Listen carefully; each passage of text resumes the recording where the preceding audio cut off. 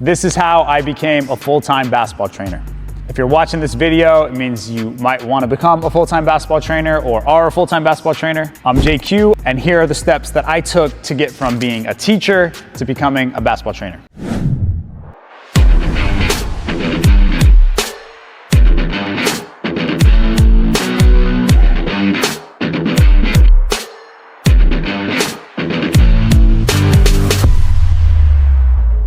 So my story begins in 2021 when I moved to Florida. Now, I'm gonna preface this by saying I was a basketball trainer before that. I did do a little bit of training when I was in college and after college, and I did start making content in that time, but becoming a full-time basketball trainer was nowhere near the horizon when I was in Kansas, where I lived before I moved to Florida in 2021.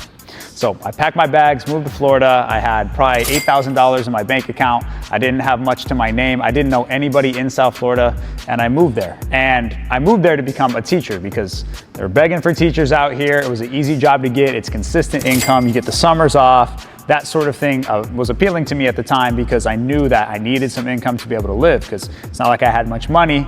It's not like I could, pay the rent at my apartment with, basketball training money when I didn't know anybody. So I had to obviously get, sustainable income. I ended up becoming a teacher. I think I made $3,600 a month as a teacher, which was enough to pay my rent and then obviously, low level living expenses. And that was that. So I ended up moving to Florida, and in my first couple months there, I started reaching out to coaches. I started reaching out to different trainers and trying to learn from them, trying to connect with them, and trying to train. So I ended up doing a couple sessions with some teams for free, just to kind of get my name out there, film a little content, that sort of thing, to kind of show people, okay, I'm in South Florida, that sort of thing. Doing that, I also ended up taking that film and creating a little Facebook ad. So with that Facebook ad, what I did was I put $30 on it, and I ended up targeting my local area, and I ended up getting a few messages for players who were interested in training, and I ended up locking in with one and setting a session up at a park. The one thing that's really good about Florida is it rains a lot, it is really hot, but you can still train outside year round. Obviously, if you're north, if you're in those states up there, like say you're in New York, it's not like you can go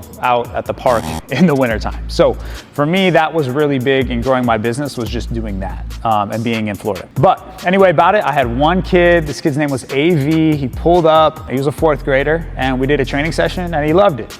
And then he ended up inviting some of his friends. And then we ended up kind of, starting a little group session out there at the park, one day per week. And then from there, the word starts to spread. You post a little on social media, you tag that player puts that story on their story, and then boom, people started to reach out. So you started getting a little bit of a business going. So ended up training a few players outside, doing all that, but nothing crazy. I was probably charging $20 per player, something like that. And then private sessions may have been like $30, $40, I don't know, whatever. So if I was gonna do those two, that was about my pricing when I started in 2021. And then from there, I just started to scale it up a little bit more, started doing more group sessions. I tried to connect with other coaches and do sessions for them, still sometimes, most of the time for free, just to be able to get my name out there and get with some higher level players. Working for free is something that I still do to this day, and it's something that I think is invaluable. Obviously, there's, do what you do. Some people might say you shouldn't work for free, but for the most part, it helps you network, it helps you get your name out there, and you can become more known.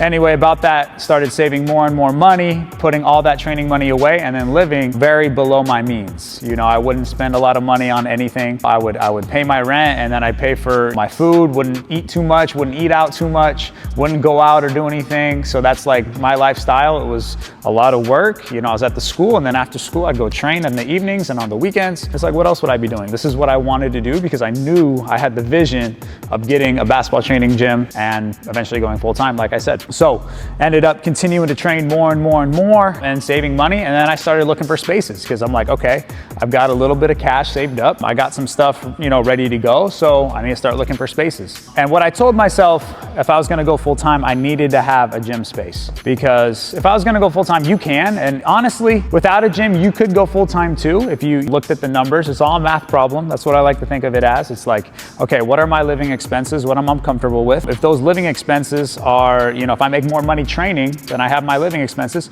I could go full time with it and it would be great. But I was like, I'm working, so I'm making this money and I'm making this. So it's like, okay, I'm making more money than I felt like, but again, my balance in life wasn't there. If I had a family, that probably wouldn't be possible, that lifestyle. But again, it's like, how much are you willing to give up? So I ended up going full time once I found a space and I had money saved up to put in the gym. I think I had 70,000 saved up, put $35,000 into the gym. And obviously I put way more in as time went on. But that was how I kind of made that decision to go from being a teacher to being a full-time basketball trainer. So I had that cushion, I had those, it would probably be about, if it was, the first gym was about $6,000 a month, probably 6 months of the gym expenses saved up in case, my business didn't make any money.